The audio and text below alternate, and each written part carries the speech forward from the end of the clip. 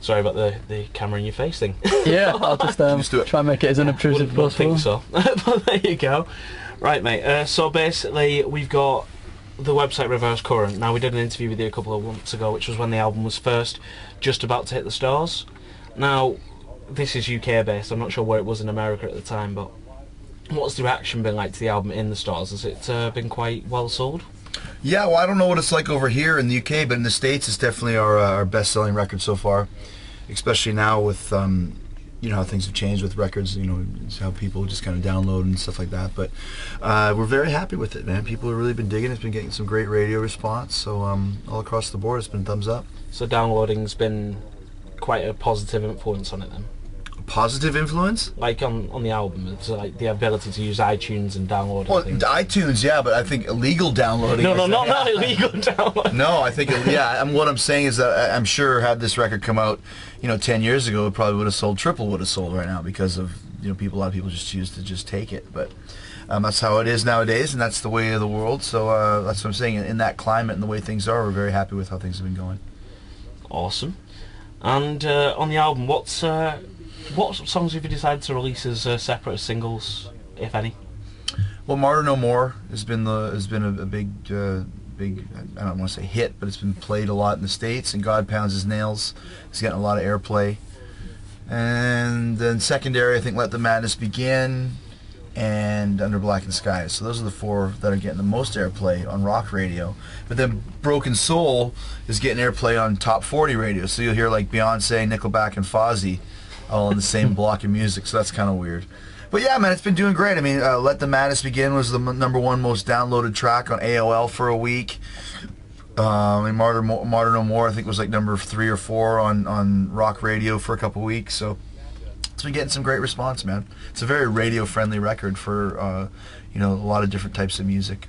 Yeah, I think you can tell that by just hitting it on the Blackened Skies, which is straight in there. Right in there. Yeah, exactly. Okay, so with Grow No More, obviously, well, with which one is it? Well, Chasing the Grail, the album, but like with the album's predecessors, which are Happenstance, and I'm trying to think of the one. All That Remains. All That Remains. And Fozzy.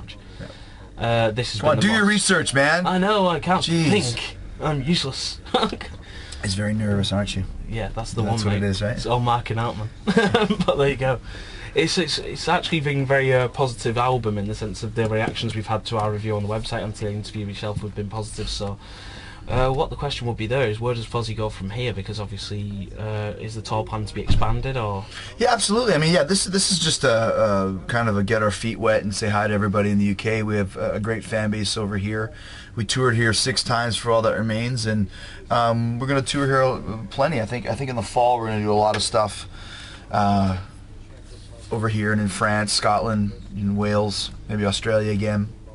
So yeah, things have been going great for us. And where do we take it from here? Just continue the momentum that we've gained from starting here. You know, it's a great record. The band is great. We're probably more powerful and better live than we've ever been. You'll see that tonight. And like I said, the crowds have been getting bigger, the sales have been getting bigger, so we just want to continue. It's been 10 years, like I said, so it's been a lot of hard work to see the band get to this level and continue to work it to help us grow even bigger. Yeah, because it's not been a flash in the pan kind of thing. Which is no, it's always been a marathon for us, not a sprint. And I think, you know, when we first started, a lot of people thought, "Oh, Jericho, he's a wrestler. How good can this band be?" And you know, I think it takes a little while to kind of turn the corner where people go, "Wow, this band is a pretty fucking good band." And it doesn't matter what I do. You know, Bruce Dickinson is a pilot. Who cares? You know, Iron Maiden kicks your ass when you hear them, when you see them play, and it's the same thing with us. Okay, so that's obviously was my next part of call, which was like, has it been difficult overcoming?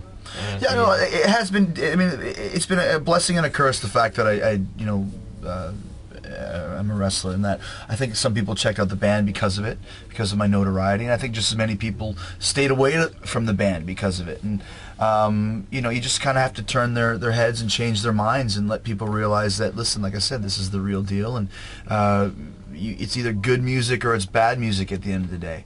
And if it's good music and people like it, doesn't matter if I'm a butcher, baker, or candlestick maker. They want to check it out. You want to see? There you go, live on camera, a sneeze. That's the real backstage, on the bus, real life Chris Jericho. Yeah. And I'm going to blow my nose. Oh yeah, dude, you can turn away from that. You turned it away, but you heard it. I don't care. You can't see me blow my nose. That's not on accessible areas. It's too much.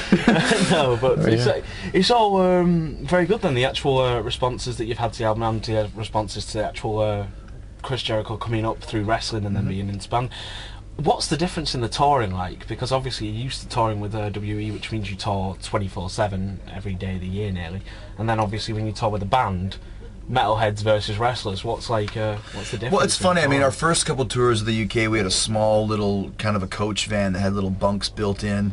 That was a little bit, kind of guerrilla warfare, and that's fine though. Like I said, for wrestling is wrestling. It's first class all the way. I'm Chris Jericho and wrestling, and that's who I am.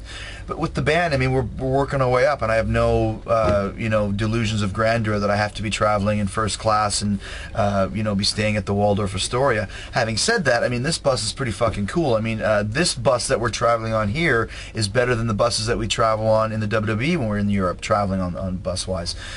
So I mean, I can't complain. Like, that's one thing I'm very satisfied and happy that we've built the band to where we've got this. This is pretty damn cool, man. I mean, it doesn't get a lot bigger than this for traveling on a bus type thing. So it's very cool for me to know that we started out at a certain level, and then we first came to the UK, and we're on a little bit of a bus with the coach. Come here, Frank, and say hi to the fine fellas here at Sucking Cock Radio, or whatever it's called. I was just telling him about get on camera. Frank, Is he on camera? I'm not ready. Oh, you haven't done me hair. This is my hairstylist. I haven't done me hair yet. All right, mate. Get sorted, all right.